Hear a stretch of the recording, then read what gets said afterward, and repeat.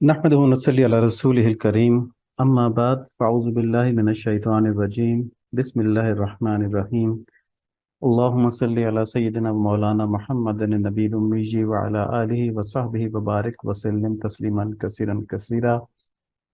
يا رب صل وسلم دائما أبدا على حبيبك خير الخلق كلهم هو الحبيب الذي ترجى شفاعته لكل حال من الأحوال مقتحم الحمدللہ اللہ تعالیٰ نے ہم کو مسلمان پیدا فرمایا، یعنی ہمارا ایک لمحہ بھی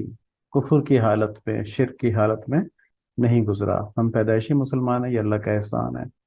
اور مسلمان ہونے کی حیثیت سے ہمارا یہ ایمان ہے کہ اللہ تعالیٰ ہی ہمارے رب ہیں اور ہماری تمام ضرورتیں اللہ تعالیٰ ہی پورے کرنے والے ہیں، اور ہماری زندگی کا مقصد یہ ہے کہ ہم صرف اللہ تعالیٰ کو خوش کرنے کے لیے زندگی گزارے ہیں۔ وَمَا خَلَقْتُ الْجِنَّ وَالْإِنسَ إِلَّا لِيَعْبُدُونِ کہ ہم نے انسان اور جنوں کو سوائے اس کے کسی اور کام کے لیے پیدا نہیں کیا کہ وہ ہماری عبادت کریں۔ تو اس عبادت سے کیا مراد ہے کہ زندگی میں جو بھی کام کریں، چاہے ہم رزق کمانے کا کام کریں، چاہے ہم شادی بیاہ کریں، چاہے ہم دوست بنائیں، ہم گھر کے اندر جس طرح رہتے ہیں، سب چیزوں میں ہمارے پرائم جو اٹینشن ہے وہ اس طرف ہو کہ ہم نے کہیں اللہ تعالیٰ کی نافرمانی تو نہیں کر لی، یا کسی کام سے اللہ تعالیٰ کی نافرمانی تو نہیں ہو جائے گی۔ اور جب کسی کام کو بہت اچھے طریقے سے کرنا چاہیں تو پھر ہم اس میں دیکھیں کہ اللہ تعالیٰ نے اس کام کو کس طریقے سے کرنے کے لیے کہا ہے، کیونکہ جو طریقہ اللہ تعالیٰ نے بتایا ہے وہی بہترین طریقہ ہے۔ تو یہ تو ہماری زندگی کا ایک مقصد پورا ہو جائے گا، ہماری ایک لائف کا پیٹرن بن جائے گا۔ اب سوال یہ پیدا ہوتا ہے کہ جو اللہ تعالیٰ کو پسند ہے وہ کیسے معلوم ہو؟ تو اس میں بھی اللہ تعالیٰ نے بتا دیا کہ تمہارے لیے آپ صلی اللہ علیہ وآلہ وسلم کی زندگی میں بہترین نمونہ ہے۔ تو پھر اس کا خلاصہ کیا نکلا کہ دین اسلام جو ہے وہ آپ صلی اللہ علیہ وآلہ وسلم کی پیروی ہے،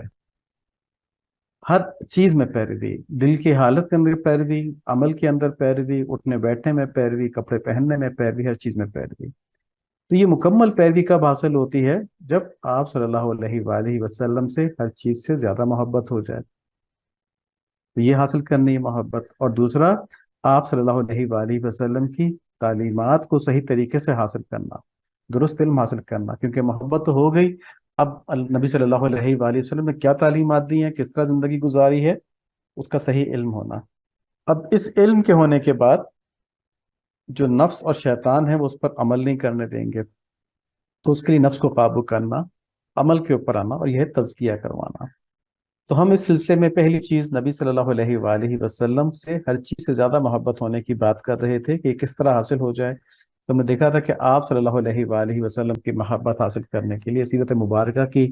تعلیم بار بار پڑھنا، اور کثرت سے درود شریف پڑھنا، اور احسان مندی کو اپنے اندر زندہ کرنا۔ یہ جو ہم مسلمان ہیں یہ آپ صلی اللہ علیہ وآلہ وسلم کی اس محنت کی بدولت ہیں جو انہوں نے بڑی مشقت سے زندگی گزاری، اسلام کو پھیلایا۔ نمبر ایک۔ نمبر دو، آپ صلی اللہ علیہ وآلہ وسلم ہمارے لیے راتوں کو اٹھ اٹھ کر دعا کرتے رہے، ہماری مغفرت کے لیے، ہماری ہدایت کے لیے۔ تو یہ احسان مندی ہونی چاہیے، اس لحاظ سے آپ صلی اللہ علیہ وآلہ وسلم سے محبت ہونی چاہیے۔ اور جب آپ صلی اللہ علیہ وآلہ وسلم سے محبت ہوگی تو اس کا لازمی نتیجہ یہ نکلے گا کہ جن لوگوں سے آپ صلی اللہ علیہ وآلہ وسلم کو محبت ہے ان سے ہمیں بھی محبت ہو۔ تو ان کے اندر تمام صحابہ کرام آ جاتے ہیں، اور آپ صلی اللہ علیہ وآلہ وسلم کی امت بھی آ جاتی ہے۔ تو تمام صحابہ کرام سے محبت اور آپ کی امت سے محبت یہ آپ صلی اللہ علیہ وآلہ وسلم کی محبت کی نشانی ہے۔ اگر یہ نہیں ہے تو ہماری محبت آپ صلی اللہ علیہ وآلہ وسلم سے اس طرح کی نہیں جس طرح سے اس طرح کی ہونی چاہیے۔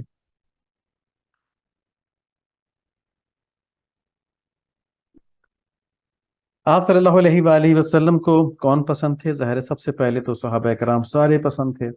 اور پھر صحابہ کرام کی مختلف کیٹیگریز تھیں جو ہم نے بات کی تھی کہ خلفائے راشدین تھے، اہل بیت تھے، اہل بیت کے اندر امہات المومنین ہیں، اور حضرت علی رضی اللہ تعالیٰ عنہ، حضرت فاطمہ رضی اللہ تعالیٰ عنہ، حضرت امام حسن رضی اللہ تعالیٰ عنہ، حسین رضی اللہ تعالیٰ عنہ، یہ سب لوگ اہل بیت میں آتے ہیں۔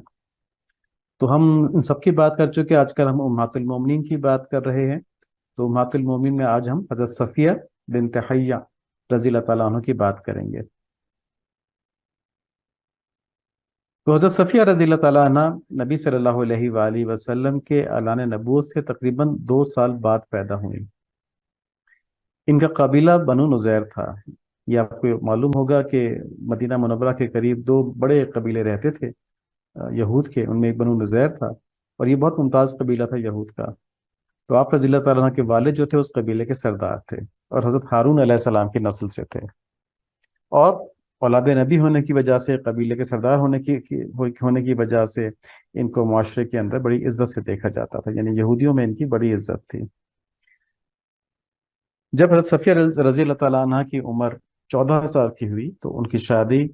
سلام بن مشکم سے کر دی گئی، لیکن کچھ عرصے کے بعد انہوں نے آپ کو طلاق دے دی، کیونکہ وہ ازدواجی زندگی میں مزاج نہیں ملے ہوں گے۔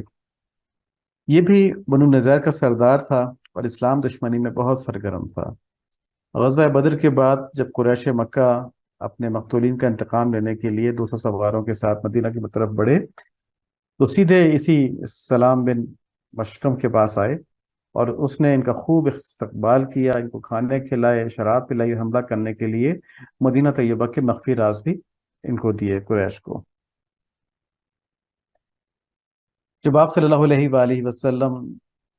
مدینہ منورہ تشریف لائے تھے تو اب یہ دیکھنے کے لیے کہ یہودیوں کو کیا تکلیف ہوئی، یہودیوں نے آپ صلی اللہ علیہ وآلہ وسلم کی مخالفت کیوں کی اس وقت نا، ویسے تو ان کے ساتھ معاہدہ بھی ہو چکا تھا۔ تو اس کا بیک گراؤنڈ یہ ہے کہ جب تشریف لے کر آئے تو مدینہ منورہ کے اندر لوگ جوک در جوک مسلمان ہونا شروع ہو گئے۔ تو یہ اس سے پہلے جو مذہبی اثر تھا وہ یہودیوں کا تھا، یہودی مشرکین کے اندر توحید والا دین پھیلاتے تھے، لیکن جب دین حق آ گیا، اسلام آ گیا، تو پھر لوگ اس طرف متوجہ ہو گئے، اور اس کے بجائے کہ مطلب یہود اس اسلام کو قبول کر لیتے، اور کیونکہ وہ اہل کتاب میں سے تھے، ان کو ظاہر ہے اس کو بڑی ترجیح ملتی، بڑی فوقیت ملتی، انہوں نے اس کے بجائے اپنے اس دنیاوی وقار کو کم ہوتا ہوا دیکھا تو وہ مسلمانوں کے دشمن ہو گئے۔ اور دوسری طرف جو مکہ کے قریش تھے وہ بھی بدر کا انتقام لینا چاہتے تھے، تو وہ بھی ان یہودیوں کو اسلام سے بدلہ لینے کے لیے اپنے ساتھ ملا رہے تھے۔ تو اس طرح مشرکین کا اور یہود مدینہ کا ایک اتحاد بن گیا اسلام کو مٹانے کے لیے، جس کے آگے پھر ہم نے اثر دیکھا کہ انہوں نے بڑی سازشیں کی۔ حضرت صفیہ رضی اللہ تعالیٰ کے قبیلے بنو نذیر نے ایک مرتبہ سازش کر کے آپ صلی اللہ علیہ وآلہ وسلم کو پتھر گرا کر قتل کرنا چاہا، لیکن آپ صلی اللہ علیہ وآلہ وسلم کو اللہ تعالیٰ نے وحی کے ذریعے اس سازش کی اطلاع فرما دی، اور آپ صلی اللہ علیہ وآلہ وسلم دوسرے راستے سے بحفاظت نکلنے میں کامیاب ہو گئے۔ دوسری مرتبہ پھر قریش مکہ کے کہنے پر بنو نذیر نے آپ صلی اللہ علیہ وآلہ وسلم کو قتل کرنا چاہا، اور چال یہ چلی کہ آپ صلی اللہ علیہ وآلہ وسلم کو پیغام بھیجا کہ آپ اپنے 3 آدمی لے کر ہمارے پاس تشریف لائیں، ہم بھی اپنے 3 علماء کو ساتھ لے کر آتے ہیں، آپ ہمیں اسلام سمجھائیں، اگر ہمارے علماء نے آپ کی دعوت مان لی تو ہم بھی ایمان لے آئیں گے۔ آپ صلی اللہ علیہ وآلہ وسلم نے اس بات کو منظور فرما لیا کہ بظاہر تو یہ معقول بات تھی، لیکن پھر آپ صلی اللہ علیہ وآلہ وسلم کو یہ معلوم ہو گیا کہ وہ لوگ تلواریں باندھ کر آ رہے ہیں، اور وہ نعوذ باللہ آپ کو شہید کرنے کے در پہ ہیں۔ تب آپ صلی اللہ علیہ وآلہ وسلم نے ان کا محاصرہ کیا، اور یہ محاصرہ کئی دن جاری رہا، اور جب یہود بالکل بے بس ہو گئے تو صلح کی درخواست تھی، اور بالآخر بنو نذیر نے اس شرط پر جلا وطنی یعنی مدینہ سے نکلنا قبول کر لیا کہ جس قدر مال و اسباب وہ اپنے اونٹوں پہ لے جا سکیں گے اس کو وہ لے جائیں۔ تو اس کے بعد یہ لوگ نکل کے خیبر کی طرف چلے گئے پورا قبیلہ، اور وہاں پر جو یہ سردار تھے حضرت صفیہ رضی اللہ عنہ کے والد، ان کا بڑا احترام کیا گیا اور ان کو خیبر کے سرداروں میں تسلیم کر لیا گیا۔ خیبر پہنچ کر حضرت صفیہ رضی اللہ عنہ کے والد نے آپ کا نکاح کنانہ بن ابی الحقیق سے کر دیا۔ کنانہ خیبر کے سردار ابو رافع کا بھتیجا تھا، اور خود بھی خیبر کے قلعہ المقموس کا حاکم تھا۔ یہ القموس جو ہے یہ وہاں کا سب سے مضبوط قلعہ تھا، تو یہ اس کا حاکم تھا۔ تو جب یہ قبیلہ خیبر آ گیا مدینہ منورہ سے نکل کے، تو ان کے دل میں ظاہر زہر بھرا ہوا تھا مسلمانوں کے خلاف۔ ان لوگوں نے اسلام کے خلاف ایک فیصلہ کن معرکہ لڑنے کی تیاریاں شروع کر دیں، اور آس پاس کے قبائل کو بھی اس کے لیے تیار کیا، یہاں تک کہ ایک بڑا لشکر تیار ہو گیا، اس کی تعداد تقریباً 20,000 لکھی ہوئی ہے۔ اور خیبر جو تھا، خیبر ایک بہت ہی زرخیز مقام تھا، اور یہاں پر یہودیوں کے کئی قلعے تھے۔ آپ صلی اللہ علیہ وآلہ وسلم کو ان کی تیاریوں کی اطلاع ہوئی، تو آپ صلی اللہ علیہ وآلہ وسلم 1400 صحابہ کے ساتھ ان کی طرف روانہ ہوئے، اور ادھر جو رئیس المنافقین تھا عبداللہ بن ابی، اس نے کسی طریقے سے یہودیوں کو بتا دیا کہ آپ صلی اللہ علیہ وآلہ وسلم تم پر حملہ کرنے کے لیے آ رہے ہیں۔ بہرحال رات کے قریب لشکر جو تھا وہ خیبر کے قریب پہنچ گیا، عمارتیں نظر آنے لگیں۔ آپ صلی اللہ علیہ وآلہ وسلم نے کچھ دور ان کو رکنے کا حکم دیا اور یہاں رک کر اللہ تعالیٰ سے دعا فرمائی۔ تو اس سے یہ ظاہر ہوتا ہے کہ ہر اہم کام سے پہلے، بلکہ ہر کام سے ہی پہلے، اللہ تعالیٰ سے دعا ضرور کر لینی چاہیے۔ شیطان ہم کو اس موقع پہ غفلت میں ڈال دیتا ہے، تو اس کام میں جو برکت آ سکتی ہوتی ہے دعا کی وجہ سے ہم اس سے محروم ہو جاتے ہیں۔ تو ہر اچھے کام سے پہلے ہم دعا ضرور کر لیا کریں، ہر کام کو شروع کرنے سے پہلے ارادہ کرتے وقت دعا ضرور کر لیا کریں۔ دوسرے دن خیبر پہنچے تو یہود کیونکہ فطرتاً بزدل ہیں اور سازشی لوگ ہیں، تو ان کی تعداد کافی زیادہ تھی، میں نے بتایا 20,000 تھی، مسلمان 1400 تھے۔ تو پھر بھی وہ ڈر گئے اور انہوں نے کہا کہ ہم قلعہ بند ہو کے لڑیں گے۔ اب وہاں پہ خیبر کی آبادی دو حصوں میں بٹی ہوئی تھی،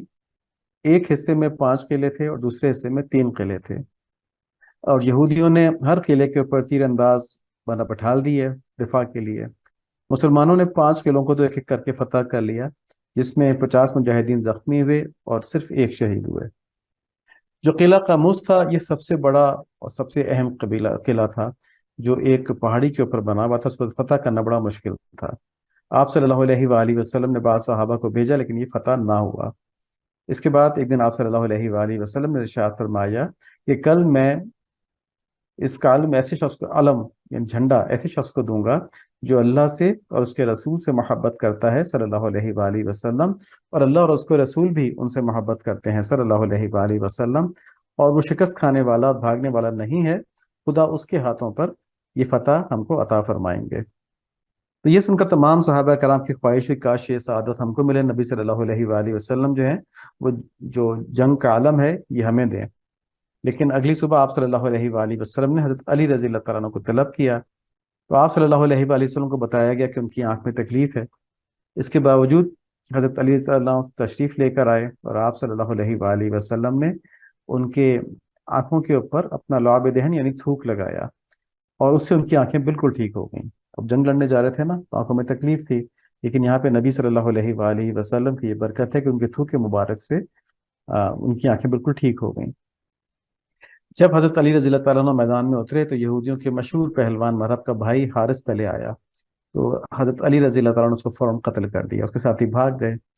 اس کے بعد مرہب خود آیا، مرہب سردار تھا اور 1,000 پہلوانوں کے برابر تصور ہوتا تھا وہاں پہ، یعنی اتنا طاقتور تھا کہ اگر اس سے 1,000 لوگ لڑتے تو ان سب کو وہ باری باری مار دیتا۔ تو اس کے بارے میں یہ مشہور تھا، اس نے ذرہ اور خود بھی پہنا ہوا تھا۔ جب آپ رضی اللہ تعالیٰ سے اس کی لڑائی ہوئی تو پہلے سے بڑی اونچی اونچی باتیں کی، اور پھر آپ رضی اللہ عنہ نے فرمایا کہ میں وہ شیر ہوں جو تمہارے خواب میں آیا تھا۔ اس نے پہلے خواب دیکھا تھا کہ شیر آ رہا ہے جس کو پھاڑ دے گا نا، تو حضرت علی رضی اللہ تعالیٰ نے اس کو بتایا، اس پہ دہشت طاری ہو گئی، باہر لڑائی ہوئی۔ تو حضرت علی رضی اللہ عنہ نے 1-2 حملوں کے بعد اس کے سر کے اوپر ایسا زوردار تلوار کا ہاتھ مارا کہ اس کا خود سمیت جو سر تھا وہ بھی 2 ٹکڑے ہو گیا۔ تو اس کی ہلاکت کے بعد یہودی خوفزدہ ہو گئے اور قلعے کے اندر چلے گئے۔ حضرت علی رضی اللہ عنہ نے قلعے کا دروازہ ہی اکھاڑ دیا، اور یہ خاص ایک واقعہ تھا، مطلب ایک خاص حالت ان کے اوپر طاری تھی، اللہ تعالیٰ کی طرف سے خاص مدد ان کے ساتھ تھی، جو آپ صلی اللہ علیہ وآلہ وسلم نے فرمایا تھا کہ یہ فتح کریں گے۔ تو ورنہ اس قلعے کے دروازے کو اٹھانا ایک انسان کے لیے ممکن نہیں تھا، اس کو کئی لوگ مل کے بند کیا کرتے تھے۔ تو حضرت علی رضی اللہ تعالیٰ نے اس کو اکیلے اکھاڑ لیا اور اٹھا کے اس کو سامنے جو خندقیں تھیں ان کے اوپر ڈال دیا تاکہ فوج داخل ہو سکے گھوڑوں سمیت۔ تو یہ خاص کرامت تھی حضرت علی رضی اللہ تعالیٰ کی اس وقت جو تھی، اور اس سے ظاہر ہوتا ہے اللہ تعالیٰ کس طرح مدد فرماتے ہیں۔ بہرحال جب مسلمان داخل ہو گئے تو یہودی جو تھے وہ ڈر گئے، انہوں نے ہتھیار ڈال دیے، اور اس طرح 7 ہجری کے اندر قلعہ قاموس بھی فتح ہو گیا۔ اس پورے غزوے میں 93 یہودی ہلاک ہوئے جبکہ 15 مسلمان شہید ہوئے۔ فتح خیبر کے بعد زمین تقسیم کی گئی، لیکن پھر خیبر کے قبائل نے کہا کہ یہ زمین ایسی ہی رہنے دیں، اس کو ہم کاشت کرتے رہیں گے اور آپ کو ہم اس کی پیداوار کا نصف ادا کر دیا کریں گے۔ آپ صلی اللہ علیہ وآلہ وسلم نے منظور فرمایا، اور اس کے بعد آپ صلی اللہ علیہ وآلہ وسلم حضرت عبداللہ بن رواحہ رضی اللہ تعالیٰ عنہ کو بھیجتے تھے، اور وہ پوری فصل کو 2 حصوں میں تقسیم کرنے کے بعد اہل خیبر سے کہتے کہ ان میں سے جو حصہ تم مرضی لے لو، دوسرا حصہ ہم لے جائیں گے۔ تو پہلی چوائس ان کو دیا کرتے تھے، یہ مسلمانوں کے اخلاق تھے۔ آپ صلی اللہ علیہ وآلہ وسلم فتح کے بعد کچھ عرصہ خیبر میں مقیم رہے۔ تمام تر امن و امان کے باوجود یہودیوں کی سازشیں ختم نہ ہوئیں، ٹھیک ہے، یہودی بہت ہی کینہ پرور قوم ہے. اس لیے ہمیں یہ بات یاد رکھنی چاہیے کہ یہود کبھی مسلمانوں کے دوست نہیں ہو سکتے. ٹھیک ہے، یہ اسلام کے اندر پکی بات ہے، اور ہمیشہ انہوں نے مسلمانوں کی مخالفت کی ہے. جو یہودیوں سے دوستی رکھے، جو یہودیوں سے تعلق رکھے، سمجھ لیں کہ وہ اسلام کا دشمن ہے. کیونکہ ایسا ہو نہیں سکتا کہ آدمی کے دل میں اسلام کی محبت ہو اور پھر وہ یہودیوں کے ساتھ محبت کر رہا ہو، ان سے تعلق رکھ رہا ہو. ٹھیک ہے. تو کیا ہوا کہ جب وہ مفتو ہو چکے تھے تو مرحب کی جو بھابھی تھی زینب، اس نے کھانے کی دعوت کی آپ صلی اللہ علیہ وآلہ وسلم کی، اور دستی کے گوشت میں اس نے زہر ملا دیا. اب دستی کا گوشت آپ صلی اللہ علیہ وآلہ وسلم کو پسند تھا تو اس کو یہ بات معلوم ہوگی. تو آپ صلی اللہ علیہ وآلہ وسلم نے پہلا لقمہ لیا، لقمہ لیتے ہی آپ کو پتہ چل گیا کہ اس میں زہر ہے. ایک روایت میں یہ بھی ہے کہ گوشت نے خود ہی بتا دیا کہ مجھ میں زہر ہے. لیکن اس وقت تک ایک اور صحابی جو تھے وہ گوشت کھا چکے تھے، تو ان کا تو انتقال ہو گیا. پھر زینب نے اپنا جرم کا اقرار کر لیا. تو آپ صلی اللہ علیہ وآلہ وسلم نے اپنی طرف سے تو اس کو معاف کر دیا کہ چلو تم نے مجھ کو زہر دینے کی کوشش کی، میری طرف سے معاف ہے. لیکن جو صحابی شہید ہو گئے تھے ان کے قصاص میں اس کو قتل کر دیا گیا. پھر روایات میں یہ بھی ہے کہ نبی صلی اللہ علیہ وآلہ وسلم نے اپنے مرد وفات میں فرمایا کہ ابھی میں اس زہر کی تکلیف محسوس کر رہا ہوں. تو یعنی کہ جب آپ صلی اللہ علیہ وآلہ وسلم کا وصال ہو رہا تھا تب بھی اس زہر کا اثر ظاہر ہو گیا تھا. اور اس وجہ سے بعض علماء نے کہا ہے کہ اللہ تعالیٰ نے آپ صلی اللہ علیہ وآلہ وسلم کو شہادت کا درجہ نصیب فرمایا، کیونکہ وہ زہر جو تھا جہاد میں دیا گیا تھا نا. بہرحال غزوہ خیبر میں کئی نامور پہلوان یہودیوں کے جو تھے وہ مارے گئے، اور انہی میں حضرت صفیہ رضی اللہ تعالیٰ عنہ کا خاندان کے سارے افراد تھے جو یا قتل ہو گئے تھے یا جنگی قیدی بنا لیے گئے. اسی دوران حضرت صفیہ رضی اللہ تعالیٰ عنہ اور ان کی ایک رشتہ دار خاتون کو حضرت بلال رضی اللہ تعالیٰ عنہ پکڑ کر لائے، اور راستے میں انہوں نے دیکھا کہ مقتولین کی لاشیں جو خون میں لتھڑی ہوئی پڑی ہوئی ہیں، اور انہی لاشوں میں حضرت صفیہ رضی اللہ تعالیٰ عنہ کے والد بھی تھے، بھائی بھی تھے، اور شوہر بھی تھے، اور خاندان کے بعد دوسرے لوگ بھی تھے. تو ان لاشوں کو دیکھ کر ظاہر ایک صدمہ تھا، ایک شکست ہو چکی تھی، غلام بنائے جا رہے تھے اس وقت. تو اور ساتھ میں لاشیں دیکھیں تو بہت بہت بڑا صبر تھا حضرت صفیہ رضی اللہ عنہ کا کہ انہوں نے ساتھ کیا. لیکن ساتھ میں جو دوسری خاتون تھیں وہ برداشت نہیں کر سکیں، اور وہ بے قابو ہو کے انہوں نے رونا شروع کر دیا. جب آپ صلی اللہ علیہ وآلہ وسلم کو اس عورت کے رونے کا علم ہوا تو آپ صلی اللہ علیہ وآلہ وسلم نے بلال رضی اللہ عنہ کو فرمایا اور تربیت فرمائی ان کی یہ کہ بلال تمہارے دل میں رحم پیدا نہیں ہوا کہ ان عورتوں کو اس راستے سے لائے ہو جہاں ان کے باپ اور بھائی خون کے اندر پڑے ہوئے ہیں. یہ کیونکہ جنگ کا وقت تھا نا تو جوش میں تھے سارے صحابہ، اس پر دھیان نہیں آیا ہوگا. تو نبی صلی اللہ علیہ وآلہ وسلم کیونکہ کاملین تھے، میں سے تھے، کامل تھے، اور بہترین مخلوق ہیں، اللہ تعالیٰ کی مخلوقات میں سب سے افضل ہیں، تو ان کے اخلاق سب سے اعلیٰ ہیں. تو ان کو اس بات پر رحم آیا اور انہیں تنبیہ فرمائی حضرت بلال رضی اللہ تعالیٰ عنہ کو. حضرت صفیہ رضی اللہ عنہ قیدیوں میں بیٹھ گئیں، اور جب مال غنیمت تقسیم ہونے لگا تو حضرت واہیہ کلبی رضی اللہ عنہ کے حصے میں آ پائیں.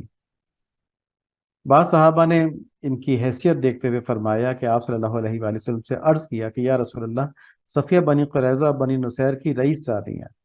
خاندانی وقار کے پیش نظر وہ ہمارے سردار نبی صلی اللہ علیہ وآلہ وسلم کے لیے زیادہ موزوں ہیں. تو ان کی حیثیت دیکھتے ہوئے کہا کہ بن کو تکلیف ہوگی کسی عام مسلمان کے پاس جانے میں، تو مسلمانوں کے سردار نبی صلی اللہ علیہ وآلہ وسلم کے پاس ان کو لے کے جایا جائے، وہ ان کو قبول کر لیں. تو آپ صلی اللہ علیہ وآلہ وسلم نے یہ مشورہ قبول کر لیا، اور واہیہ کلبی رضی اللہ تعالیٰ عنہ کو دوسری لونڈی عطا فرما کر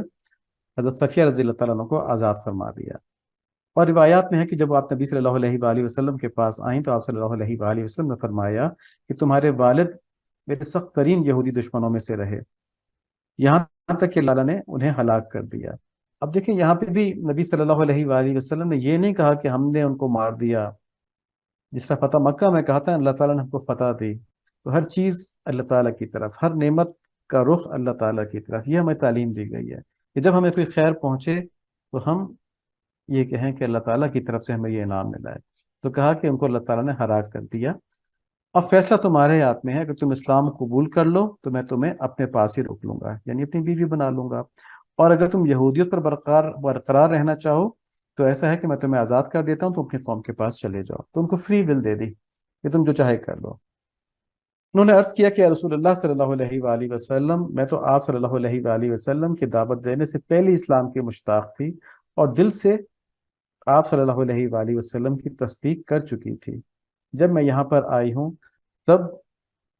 بھی مجھے یہودیت میں کوئی رغبت نہیں تھی، اور اب تو نہ ان میں میرا کوئی باپ ہے نہ میرا بھائی ہے۔ تو یہودیت سے متنفر وہ ہو چکی تھیں، اور وہ آپ صلی اللہ علیہ وآلہ وسلم کی تعلیمات سے متاثر تھیں۔ آگے فرماتی ہیں، آپ صلی اللہ علیہ وآلہ وسلم نے مجھے کفر اور اسلام کے درمیان اختیار دیا ہے، تو میرا فیصلہ یہ ہے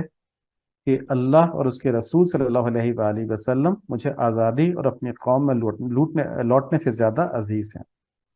یوں حضرت صفیہ رضی اللہ عنہ نے اختیار کیا کہ آپ صلی اللہ علیہ وآلہ وسلم کے پاس رہیں، ام المومنین بن گئی، اور آپ کا حق مہر جو تھا وہ آپ کی آزادی مقرر کی گئی۔ آزادی میں کچھ پیسے دیے جاتے ہیں نا غلام آزاد کرنے کے لیے، تو وہ پیسے دینے کے بجائے اس کو حق مہر میں کنورٹ کر دیا گیا۔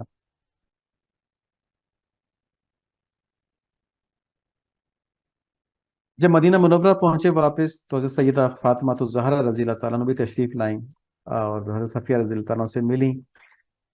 جب حضرت صفیہ رضی اللہ تعالیٰ عنہ کو معلوم ہوا کہ حضرت فاطمہ رضی اللہ تعالیٰ عنہ جو ہیں نبی صلی اللہ علیہ وآلہ وسلم کی پیاری بیٹی ہیں، لخت جگر ہیں، تو انہوں نے اپنے کانوں کے جھمکے اور زیورات اتار کے ان کی خدمت میں پیش کیے، اور ان کے ساتھ جو دوسری خواتین آئی تھیں انہیں بھی کوئی نہ کوئی زیور تحفے میں دیا۔ ہماری ماں حضرت صفیہ رضی اللہ عنہ کے چہرے پر ایک زخم کا نشان تھا۔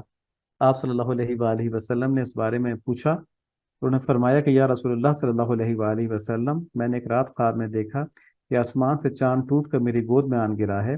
جب میں نے خواب اپنے خاوند کو بتایا تو اس نے یہ کہہ کر مجھے بہت زوردار تھپڑ لگایا، جس کی وجہ سے نشان پڑ گیا کہ تو عرب کی ملکہ بننا چاہتی ہے۔ آپ رضی اللہ تعالیٰ عنہ نے جو خواب دیکھا تھا، اس خواب کی تعبیر یوں پوری ہوئی کہ پوری کائنات کے بادشاہ نبی صلی اللہ علیہ وآلہ وسلم کی زوجہ بن گئی۔ بہت بڑی سعادت تھی جس کی اللہ تعالیٰ نے آپ کو پہلے ہی خوشخبری سنا دی تھی اس خواب کے ذریعے۔ ہم یہ اپنی ماؤں کے واقعات اس لیے پڑھ رہے ہیں تاکہ ہمارا تھوڑا تعلق ان سے بن جائے۔ ہم زندگی کے اندر بہت سی چیزوں میں مشغول رہتے ہیں، بہت سی چیزوں میں مصروف رہتے ہیں، جس وجہ سے ہم اپنے اصل سے کٹے ہوئے ہوتے ہیں۔ تو یہ باتیں ہم اور سے سن لیں، اچھی طرح سن لیں، بعد میں سننے کو نہیں ملیں گی، ٹھیک ہے؟ ایک دفعہ سن رہے ہیں تو ذرا ان کو سمجھ بھی لیں، تاکہ ہمارا جو جذباتی لگاؤ ہے نا وہ ہمارے اوریجن یعنی اصل سے جا کے ہو، کہ ہم کن لوگوں کے ساتھ، کن لوگوں کی امت میں سے ہیں، کن لوگوں کے ساتھ ہم کو روحانی طور پر رہنا چاہیے۔ ورنہ یہ دنیاوی مٹیریلزم، یہ دنیاوی تعلقات ہمیں ہمارے دین سے غافل کر دیتے ہیں۔ اس لیے ہم یہاں پر جس طرح باقی ماؤں کے ہم نے کچھ واقعات پڑھے ہیں، ام المومن حضرت صفیہ رضی اللہ تعالیٰ عنہ کے بھی ہم کچھ واقعات پڑھتے ہیں۔ ایک بار نبی صلی اللہ علیہ وآلہ وسلم تشریف لائے تو حضرت صفیہ رضی اللہ تعالیٰ عنہ رو رہی تھیں۔ آپ نے وجہ دریافت فرمائی تو انہوں نے کہا کہ کچھ امہات المومنین میں سے مجھے جو ہے کچھ جو ہے یہودی کی اولاد ہونے کا آر دلاتی ہیں۔ تو آپ صلی اللہ علیہ وآلہ وسلم نے ان کی دلجوئی کے لیے فرمایا کہ تم نے یوں کیوں نہ کہہ دیا کہ میرے باپ ہارون علیہ السلام اور میرے چچا موسیٰ علیہ السلام اور میرے شوہر محمد صلی اللہ علیہ وآلہ وسلم ہے، یعنی میرا تعلق تو 3 انبیاء کرام سے ہے۔ تو آپ کا یہ مقام تھا، باقی ہارون علیہ السلام کی اولاد سے تھیں، حضرت موسیٰ علیہ السلام بہت بڑے پیغمبر آپ کے چچا ہیں، اور سب سے بڑی بات کہ نبی صلی اللہ علیہ وآلہ وسلم آپ کے شوہر تھے۔ ایک مرتبہ آپ صلی اللہ علیہ وآلہ وسلم کسی بات پر حضرت صفیہ رضی اللہ عنہ سے ناخوش ہو گئے، اور ہو جاتا ہے کہ شوہر اور بیوی کے درمیان اونچی نیچی بات ہوتی رہتی ہے۔ تو آپ کو اس کی اتنی فکر ہوئی کہ آپ سیدھی حضرت عائشہ صدیقہ رضی اللہ عنہ کے پاس گئیں، کیونکہ معلوم تھا کہ سب سے زیادہ لاڈلی بیوی وہی ہیں، اور فرمایا کہ آپ جانتی ہیں کہ میں اپنی باری کسی کو بھی کسی صورت میں نہیں دیتی، لیکن اگر آپ میرا ایک کام کر دیں اور نبی صلی اللہ علیہ وآلہ وسلم کو مجھ سے راضی کر دیں تو میں اپنی باری آپ کو دے دیتی ہوں۔ حضرت سیدہ عائشہ رضی اللہ عنہ اس کام کے لیے راضی ہو گئیں، کیونکہ ظاہر ہے انعام ہی بہت بڑا مل رہا تھا نبی صلی اللہ علیہ وآلہ وسلم کے ساتھ ایک ایکسٹرا باری۔ تو انہوں نے زعفران کی رنگی ہوئی ایک چادر لے کر اس پر پانی چھڑکا تاکہ اس کی خوشبو سے مہک جائے، اور اس کے بعد آپ صلی اللہ علیہ وآلہ وسلم کی خدمت میں تشریف لائیں۔ تو آپ صلی اللہ علیہ وآلہ وسلم نے فرمایا کہ عائشہ، آج تمہاری باری کا دن تو نہیں ہے؟ تو حضرت سیدہ عائشہ رضی اللہ عنہ نے عرض کیا کہ یہ تو اللہ کا فضل ہے، جس کو چاہتے ہیں دیتے ہیں، یعنی نبی صلی اللہ علیہ وآلہ وسلم کی صحبت اللہ تعالیٰ کا فضل ہے، جو ان کی بیوی فرما رہی ہیں، ٹھیک ہے؟ حالانکہ بیویاں عموماً شوہر کو لائٹلی لیتی ہیں، گھر کے ساتھ ہوتی ہیں نا ہمیشہ، تو اونچ نیچ ہوتی رہتی ہے میاں بیوی کے اندر، لیکن ان کو پورا استحضار تھا، فرمایا کہ یہ اللہ کا فضل ہے، جس کو چاہتے ہیں دیتے ہیں۔ پھر ساری صورتحال نبی صلی اللہ علیہ وآلہ وسلم کو بتائی، تو اس بات پر آپ صلی اللہ علیہ وآلہ وسلم حضرت صفیہ رضی اللہ عنہ سے راضی ہو گئے۔ مرض وفات میں جب تمام ازواج مطہرات عیادت کے لیے حضرت عائشہ صدیقہ رضی اللہ عنہا کے حجرے میں تشریف لائی ہوئی تھی، یعنی جب نبی صلی اللہ علیہ وآلہ وسلم کا وصال ہو رہا تھا، وہ حضرت عائشہ صدیقہ رضی اللہ عنہا کے حجرے میں تھے، تمام امہات المومنین وہاں تشریف لائیں۔ جب حضرت صفیہ رضی اللہ تعالیٰ عنہ نے دیکھا آپ کی بے چینی کو، تو ان کا دل بھر آیا، اور انہوں نے آپ صلی اللہ علیہ وآلہ وسلم سے عرض کیا کہ یا رسول اللہ، کاش آپ کی بیماری مجھے لگ جاتی، یعنی آپ کو میں تکلیف میں نہیں دیکھتی، کاش یہ سب کچھ مجھے ہو جاتا۔ تو اس پر باقی جو ازواج مطہرات تھیں، انہوں نے ان کی طرف دیکھا، ظاہر ہے وہ پرانی تھیں اور یہ بچی تھیں، ان کی عمر کافی کم تھی، تو وہ دیکھا کہ کیسی بات کر رہی ہیں، لیکن نبی صلی اللہ علیہ وآلہ وسلم نے فرمایا کہ واللہ یہ سچی ہیں۔ تو آپ کی سچائی کی شہادت نبی صلی اللہ علیہ وآلہ وسلم نے خود دی۔ حضرت عمر فاروق رضی اللہ عنہ کے زمانے میں ان کی ایک لونڈی نے جا کے شکایت کی کہ ام المومنین ابھی تک یہودیت کے کچھ اثرات رکھتی ہیں، کیونکہ وہ اب بھی ہفتے کے دن کو اچھا سمجھتی ہیں، جیسا کہ یہودی اس دن کی تعظیم کرتے ہیں، اور یہودیوں سے بھی ان کا دل لگا ہوا ہے۔ اب چونکہ یہ بات خود آپ کی لونڈی نے کہی تھی، خادمہ نے کہی تھی، حضرت عمر رضی اللہ تعالیٰ عنہ اس بات کی تحقیق کرنے کے لیے آپ کے پاس حاضر ہوئے، اور آپ سے پوچھا، تو آپ نے فرمایا کہ جب سے اللہ تعالیٰ نے مجھے ہفتے کے دن کے بدلے جمعے کا دن عنایت فرمایا ہے، تو ہفتے کے دن کی محبت میرے دل سے نکل گئی ہے۔ باقی چونکہ یہودی میرے قریبی رشتہ دار ہیں، تو مجھے صلہ رحمی کے لحاظ سے ان کا خیال کرنا پڑتا ہے، لیکن ان کو اس نعمت کا کتنا احساس تھا کہ اللہ تعالیٰ نے مسلمان بنا دیا۔ ہم لوگ پیدائشی مسلمان ہیں، ہم اس کا احساس نہیں کر پاتے۔ اللہ تعالیٰ ہمیں اس نعمت کی بہت زیادہ قدر نصیب فرمائیں کہ ہم لوگ پیدائشی مسلمان ہیں، ہم ہفتے کے دن کے نہیں، ہم جمعے کے دن والے ہیں، ٹھیک ہے؟ یہودی نہیں، اللہ تعالیٰ نے پیدا کیا، ہمیں مسلمان پیدا کیا۔ بہرحال حضرت عمر رضی اللہ تعالیٰ عنہ آپ کے اس جواب سے مطمئن ہوئے، اور آپ کی اس حق گوئی کو، سچ بولنے کو سراہا، اور سچی تو آپ تھیں کیونکہ آپ صلی اللہ علیہ وآلہ وسلم نے آپ کی گواہی دے دی تھی۔ اس کے بعد حضرت سیدہ صفیہ رضی اللہ تعالیٰ عنہ نے اس لونڈی کو بلا کر پوچھا کہ تو نے جا کے امیر المومنین کے پاس میری شکایت کیوں لگائی بھیجا، تجھے کس چیز نے اس الزام تراشی پر آمادہ کیا؟ تو لونڈی نے قبول کر لیا، اس نے کہا کہ مجھے شیطان نے بہکایا تھا، کسی بات پہ ناراض ہو گئی ہوگی، کسی بات کے اوپر لونڈی، اس نے جا کے شکایت لگا دی۔ اب ضروری نہیں کہ اس نے واقعی اس کو ایسا دیکھا ہو، لیکن جب آدمی ناراض ہوتا ہے تو اس کو برائیاں زیادہ میگنیفائی ہو کے نظر آنا شروع ہو جاتی ہیں، تو جو چیز تھی بھی نہیں اس کو میگنیفائی ہو کے نظر آئی، تو اس نے جا کے سمجھا کہ شاید واقعی ایسا ہو کہ یہودیت سے ان کا تعلق ہو، تو اس نے شکایت لگا دی۔ حضرت صفیہ رضی اللہ عنہ کا آپ ان کا ظرف دیکھیں کہ انہوں نے اس کے اس عذر کو قبول کر لیا، اسے کوئی سزا نہیں دی، اور کہا کہ جو میں نے تمہیں اللہ تعالیٰ کے واسطے آزاد کر دیا۔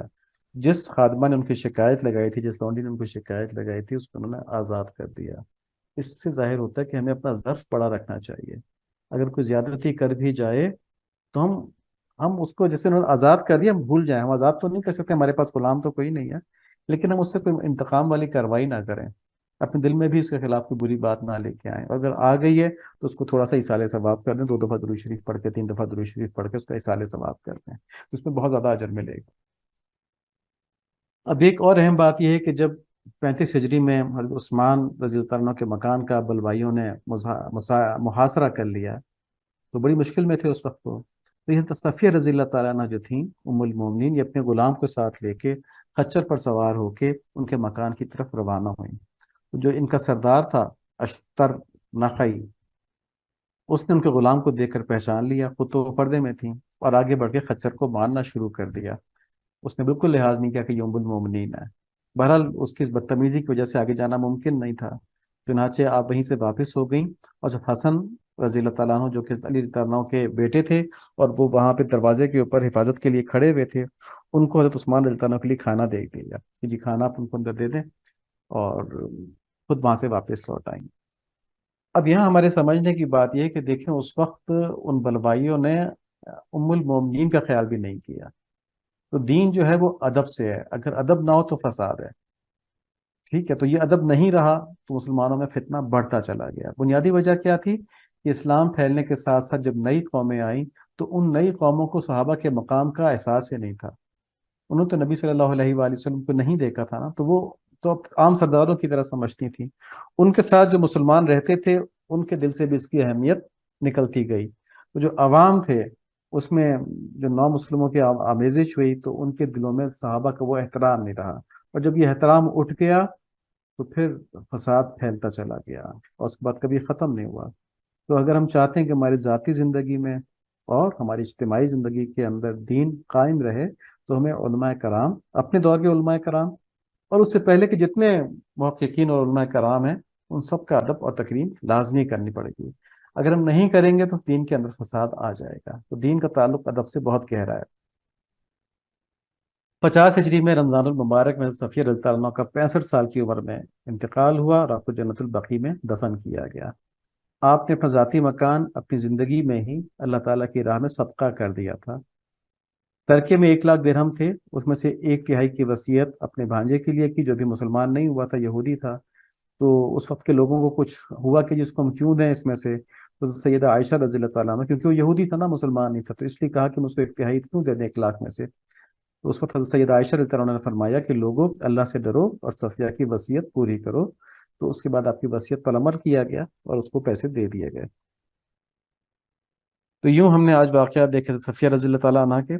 اور اگین ہم ایک حدیث کو دہراتے ہیں کہ نبی صلی اللہ علیہ وآلہ وسلم نے فرمایا، اللہ تعالیٰ سے محبت کرو ان نعمتوں کی وجہ سے جو اس نے تمہیں عطا فرمائی ہیں۔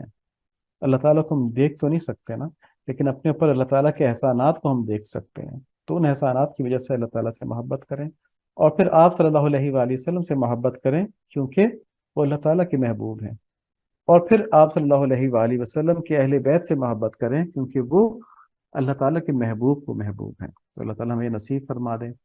کہ اللہ ہماری ان کوششوں کو قبول فرما لیجئے، اور ہمیں دین ایمان کے اوپر یا اللہ ثابت قدم فرما دیجئے۔ یا اللہ ہمیں فتنوں سے بچا لیجئے، اپنی کمزوریوں سے بچا لیجئے، اور ہمیں ایسی زندگی نصیب فرمائیے کہ آپ صلی اللہ علیہ وآلہ وسلم کے سامنے جب ہمارے اعمال پیش ہوں تو بہت خوش ہو جائیں کہ میرے امتی کتنا اچھا کام کر رہے ہیں۔ اللہم آمین۔ سبحانک اللہم و بحمدک، اشہد ان لا الہ الا انت، استغفرک و اتوب الیک، وصلی اللہ علیہ وسلم۔ السلام علیکم ورحمۃ اللہ وبرکاتہ۔